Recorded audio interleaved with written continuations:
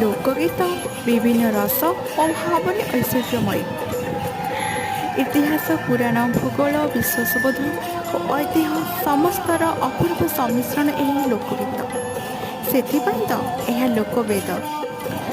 ଏଣୁ କଥାରେ କହିଲେ, ପୁରାଣଠାରୁ ଇତିହାସ ପର୍ଯ୍ୟନ୍ତ, ଭୂଗୋଳରୁ ଦର୍ଶନ, ଜୀବନରୁ ବାସ୍ତବତା, ସବୁକିଛିକୁ ଦେଖିବାକୁ ଚାହିଁଲେ ତାହା କେବଳ ଲୋକଗୀତରେ ହିଁ ମିଳିପାରିବ। ସେଥିପାଇଁ କେଉଁ ଅତୀତ କାଳରେ ଜନ୍ମ ନେଇଥିଲେ ଲୋକଗୀତ ବର୍ତ୍ତମାନ ସୁଦ୍ଧା ମାନବର ହୃଦୟ ବେଦୀରେ ନିଜର ଆସନକୁ ସୁଦୃଢ଼ କରିପାରିଛି ଓ ଭବିଷ୍ୟତରେ ମଧ୍ୟ ଏଥିରେ କୌଣସି ବ୍ୟତିକ୍ରମ ହେବାର ସମ୍ଭାବନା ନାହିଁ। ଧନ୍ୟବାଦ।